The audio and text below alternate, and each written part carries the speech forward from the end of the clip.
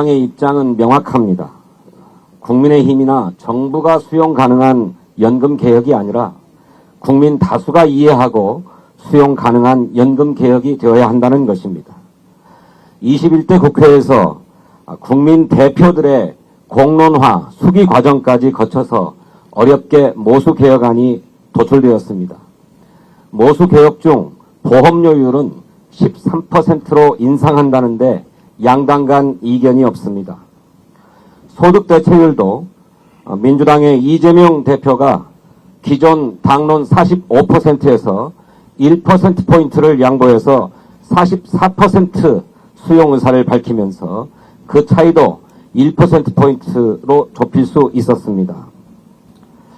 그런데 국민연금 개혁은 구조개혁과 동시에 추진해야 한다면서 민주당 이재명 대표의 양보안을 거부했던 국민의힘과 정부는 이제 또다시 재정 자동조정장치 도입을 들고 나왔습니다.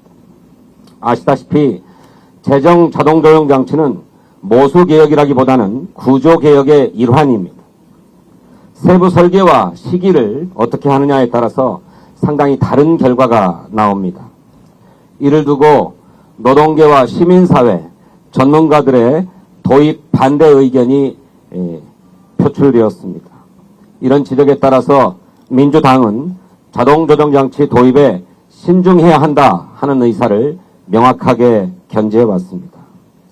그런데도 지난 제3차 국정협의회에서 국민의힘은 재정 자동조정장치 도입이 없으면 민주당의 제안인 소득대체율 44%를 받을 수 없다면서 추경을 비롯한 시급한 국정협의의 의제들을 뒤로 한 채 논의 테이블을 박차고 회의장을 떠나버렸습니다. 윤석열 내란 사태로 위기에 직면한 민생 경제를 민주당은 더 이상 방치할 수 없다고 생각합니다. 이에 민주당은 이재명 당대표의 지시로 최고위원회의 논의 과정을 거쳐서 오직 국민을 위해서 대승적으로 한 번 더 양보하기로 결정했습니다. 국민의힘과 정부가 주장해온 소득대체율 43% 안을 수용하겠습니다.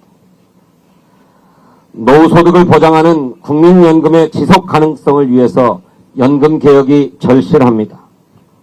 따라서 민주당은 국가 지급보장 명문화, 출산 및 군복무 크레딧 확대, 저소득층 보험료 지원 확대 등 3가지 사항을 국민의힘이 최종 수용한다면 소득대체율 43%를 수용하겠습니다.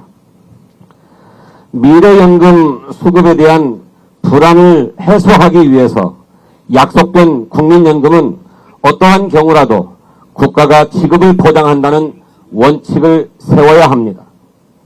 즉, 국민연금 국가 지급 보장을 국민연금법에 명시해서 국민이 더 이상 미래 국민연금에 대한 불안을 갖지 않도록 안정적으로 연금을 수령할 수 있다는 확신을 갖도록 해야 합니다. 이번 개혁으로 국민의 보험료 부담은 증가하게 됩니다. 따라서 그 부담을 조금이라도 덜어드리기 위한 방안이 마련되어야 합니다. 이런 차원에서 가입 기간을 추가로 인정하는 크레딧 제도를 확대해야 할 것입니다. 그러니까 현재 운영되고 있는 출산 크레딧과 군복무 크레딧 제도를 정비해서 둘째 아이부터 적용되는 출산 크레딧을 첫째 아이에게도 적용해야 합니다. 또 6개월만 인정하는 군복무 크레딧을 복무기간 전체로 확대해야 합니다. 노동자는 연금 보험료를 사용자와 반씩 부담하지만 자영업자는 그 보험료를 온전히 자신이 부담해야 합니다.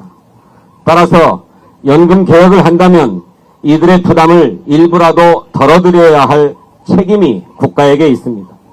이를 위해 현재 운영 중인 저소득 지역가입자 보험료 지원 사업을 확대해서 지원 대상도 늘리고 지원 수준도 올려야 합니다. 국가지급보장 명문화, 출산 군복무 크레딧 확대, 저소득층 지원 확대는 보건복지위원회에서 오랫동안 논의되어 왔고 여야 간에도 의견이 모아져 있습니다.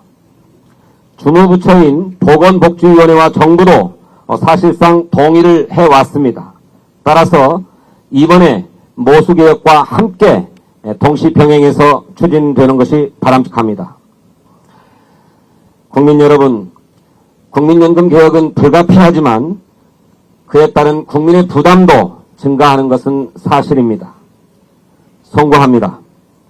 늘어나는 부담을 감내해야 할 국민을 위해서 정치권과 정부가 최소한의 도리를 다하겠습니다.